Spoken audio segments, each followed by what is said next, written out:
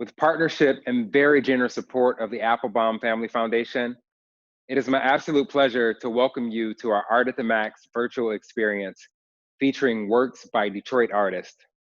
Our Art at the Max 7 exhibition was scheduled to run April through July of this year in conjunction with our Orchestra Hall Centennial celebration. But so much has happened. We're dealing with two pandemics, COVID-19 and systemic racism. Our vision at the Detroit Symphony Orchestra is to be an inclusive and culturally relevant community where all people can experience their world through music and art.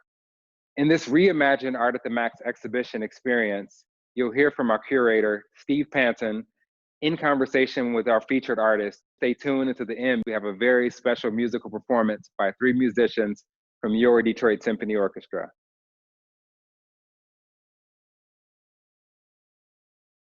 Chris, let's talk a little bit about the Art of the Max program overall.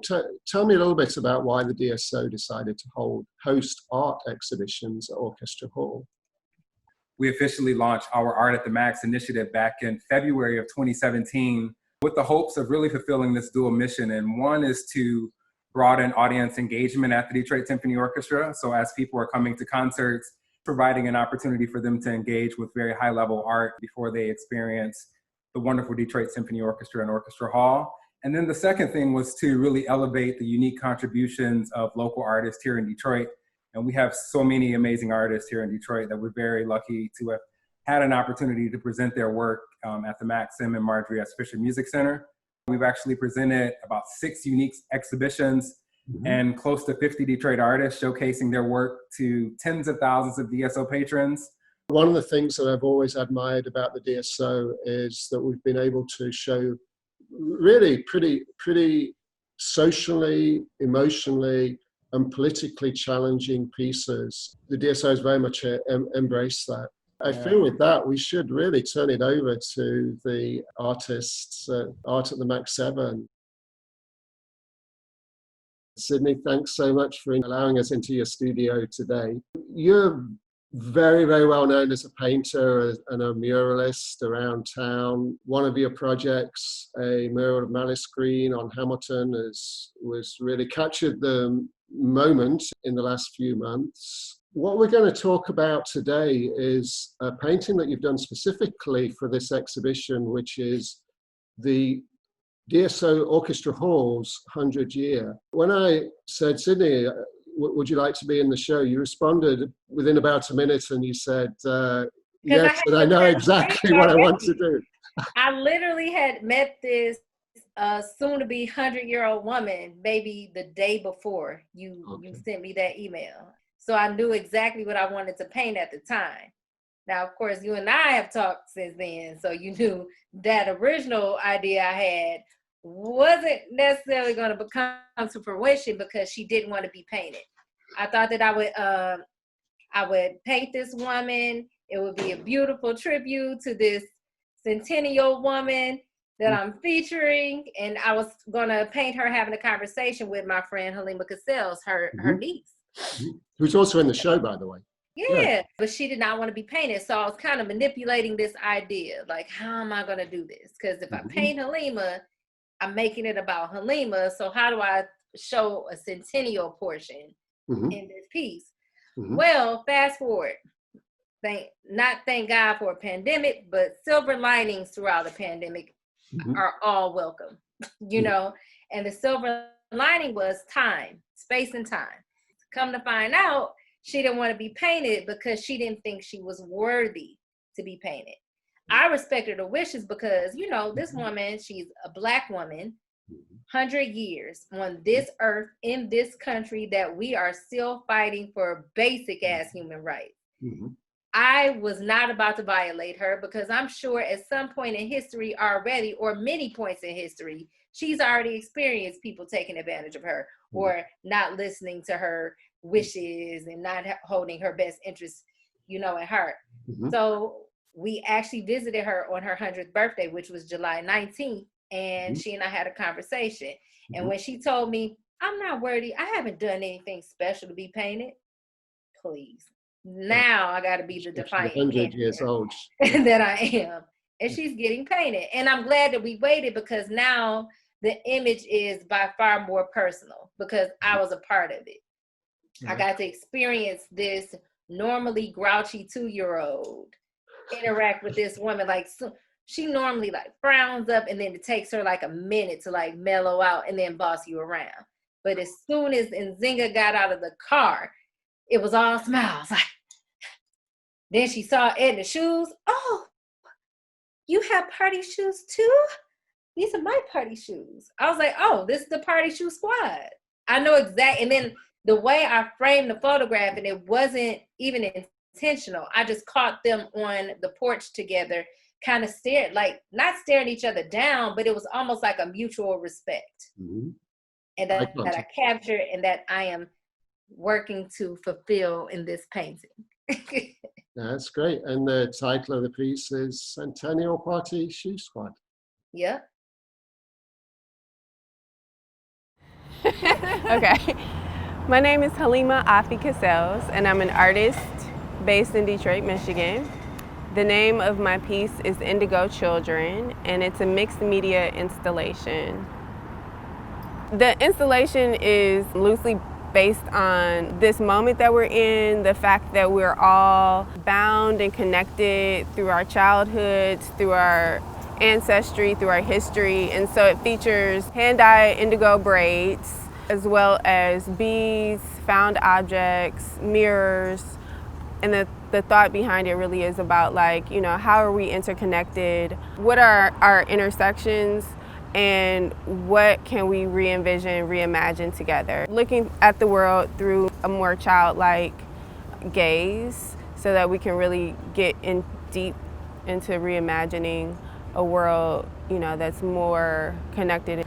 The installation is really a moment for personal reflection, kind of a walking meditation. It shifts as you walk past it. I'm born and raised in Detroit, and had a very beautiful childhood. Braiding was a ritual that was done on a weekly basis in my household.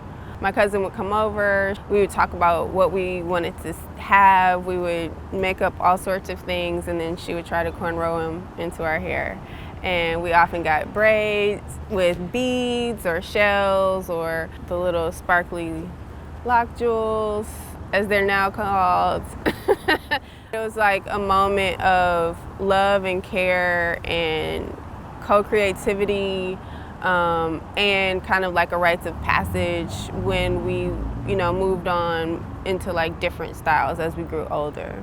So it's something that I share with my children, and I've passed down, and now my oldest daughter also braids. The process for making this was really important to me, because I usually like to work in circles, in groups of people. A lot of my installation work is interactive, and it tends to involve people creating at the same time and allowing what happens in that moment, which is also what's happening out here as we're trying things. So it's iterative and within a circle of loved ones. All of the fabric was either donated or swapped, as well as gifted, and then dyed in fermentation indigo vats in small groups. But over the course of like 10 days, at least 10 people, 10 different artists put their hands in and helped in the process of dyeing, which is an ancient art form. And it's very magical. Part of me growing is being more conscious of all the communities I'm a part of, and wanting to do things that are helping all the communities thrive. This moment is really calling on us to be as creative as possible and find ways to stay connected with each other that are different than what we're used to.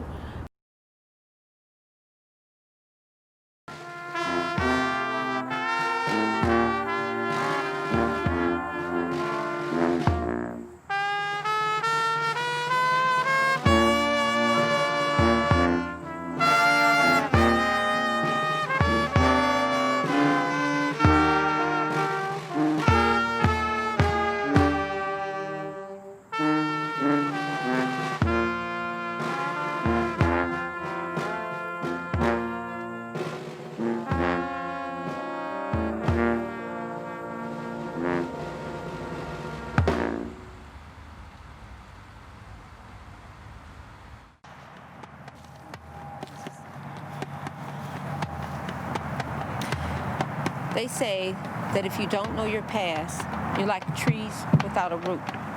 So today we pour libations. We pour libations to commemorate our past and our ancestors. We pour libations to think about our families and to thank our families. We pour libations for God, because God is the creator of all. We use cool water. Cool water represents a continuance of life. It nourishes our souls and our spirits. So today we pour libations. We pour libations for those who stayed in the Douglas Brewster projects. We pour libations for the 10,000 families that stayed here once and for the peace and the harmony they created here. So as I pour libations, call out a name, and after we call out each name, we say Asante. So I start with Frederick Douglass. Asante. Coleman Young. Asante. Herbert Hoover Baldwin. Asante. And Rosalie Baldwin. Asante.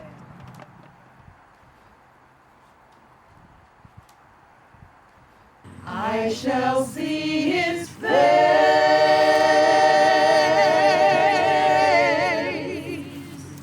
I shall see his face.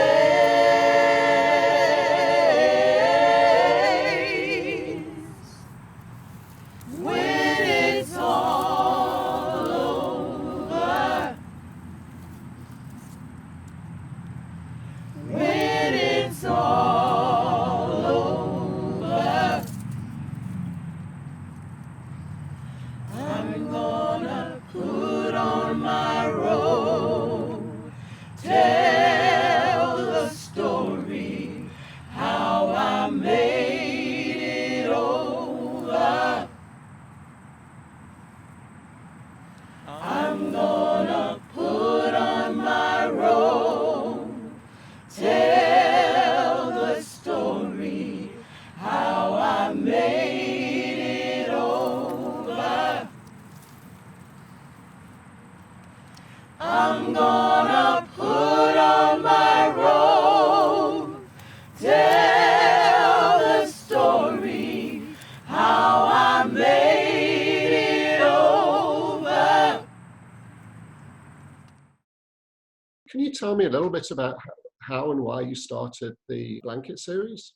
I was in graduate school and my grandmother gave me a quilt. It put me in touch with women that I had never met, and they were my great aunts. They had a great sense of humor. It was the ocean waves pattern, and they lived on the Great Plains of Iowa. So you just get a feeling about the people. And then they had made it for my grandmother's wedding, and Grandma and Roy used it nightly.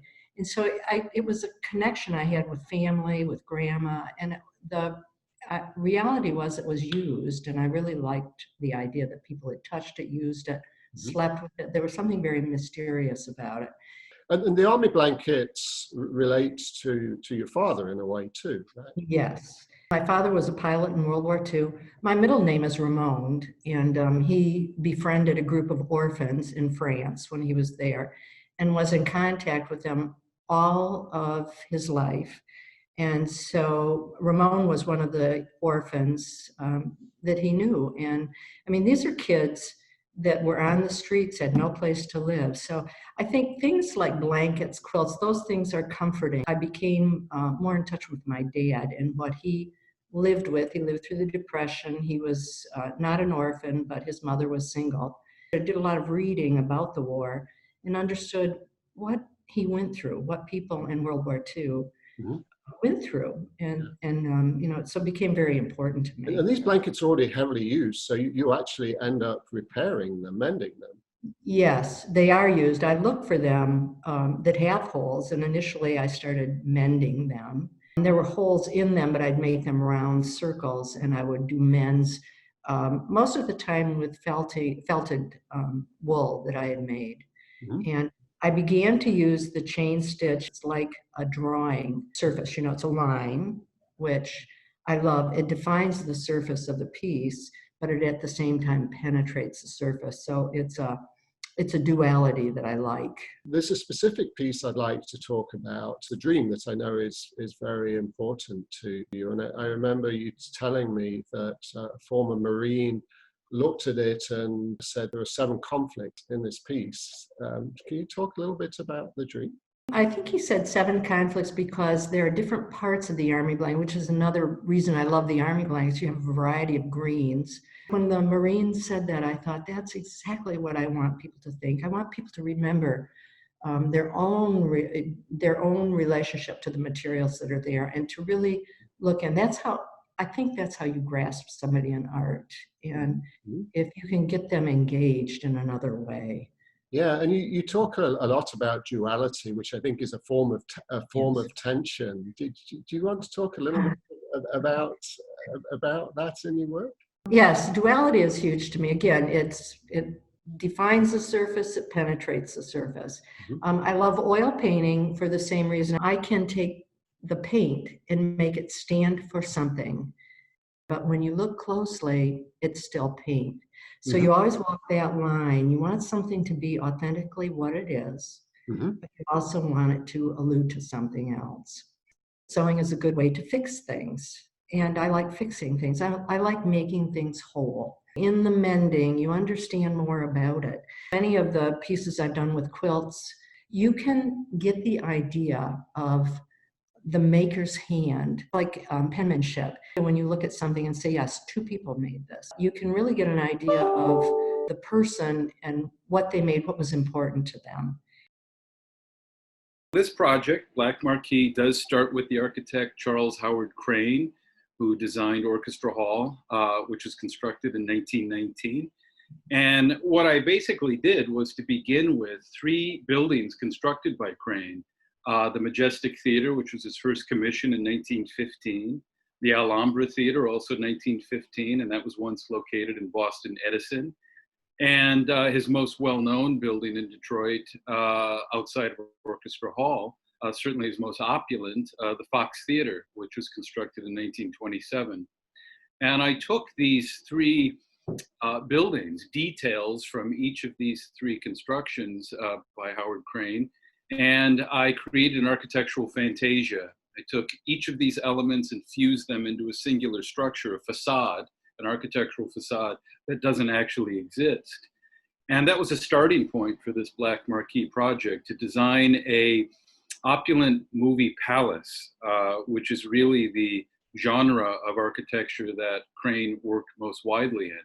I took that architectural fantasia that combined all of those elements of Crane's 3 of those buildings by Crane, and I started to minimize it. I started to remove one element, another element, let's parse this down and minimize it, until it became a blank slate with a frame around it.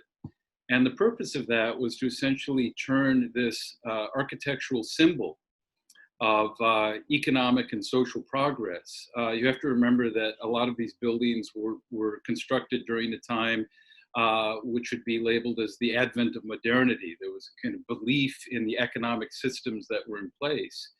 So I wanted to take that structure, minimize it, and then use it as a surface upon which an advertisement could be placed. It becomes essentially a billboard. The reason why I do a lot of this goes back to the fact that my grandfather was a sign painter in Detroit in the 1950s, and he adorned a lot of brick buildings, the facades of buildings, with these very optimistic advertisements. So in some ways, I'm borrowing from my grandfather when I decide to take this structure, clear out the surface of it, and use it as a surface that I can put an advertisement on. In many ways, the process that I engage in mirrors the history of Detroit. It mirrors this initial belief in an economic system where anything is possible, and then that becomes stripped away, and these structures become repurposed. And that act of repurposing is central to my work. It's painful to many, but I try to draw attention to that. So what you have is essentially a sign made of cardboard, and that material is very important to me because it's an ephemeral material. And you can see the corrugation, so it has an industrial mass-produced element to it. And the surface of that cardboard, the actual signage, is a relief built out from layers of cardboard, but it's covered with a charcoal particulate. And that charcoal, for me, is redolent of scorched buildings, of ash, but also the particulate of history that still lingers in the air that we breathe in. We've passed through this, but some of that is still settling on the surface of a lot of these structures that were such an important part of early industrialization. What makes this advertisement ironic is, although the language is optimistic, although the structure carries with it a certain degree of optimism, the texture of it has a touch of decay. It has a touch of collapse to it. And the language is a little tongue-in-cheek as well. 1455, buy that. And it's basically saying that you're buying what was a loss, what was a deficit. But at the same time, you could build off of that. So it's a collision of those two tendencies, of the positive and the negative simultaneously. Can you tell us a little bit about hanging out on Lafayette? That is a picture that was developed from an old family photo. My mom and my Aunt Sadie and Edith and Mary James, who was a family friend. And so the picture really attracted me because of the way everybody was dressed. And I asked my mom, I said, Mom, where are you guys going? And she said, we're just hanging out on Lafayette. And I said, well, why are you so dressed up? She said, that's the way we did. We just dressed up. That's how we dressed back then. And it really made me feel proud about the dignity and the pride that these women had about presenting themselves. Yeah, yeah. And you grew up in a very, very famous area of Detroit, right? That place is Black Bottom. And to me, it reminds me of what maybe Harlem was for New York, because that's where you had all of your doctors and your lawyers and your families and your churches and movie theaters and entertainment. It was a huge Black community.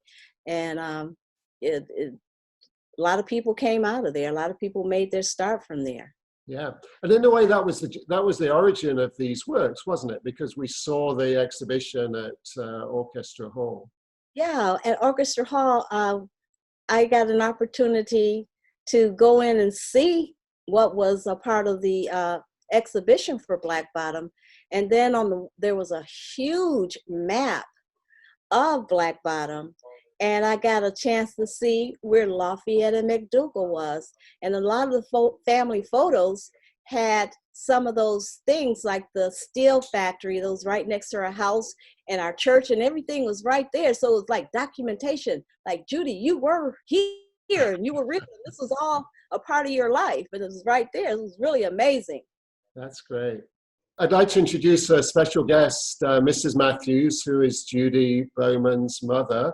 Mrs. Matthews, you're a subject of both of the works that Judy did, but you're also the co-artist on this second work, Lafayette and McDougal.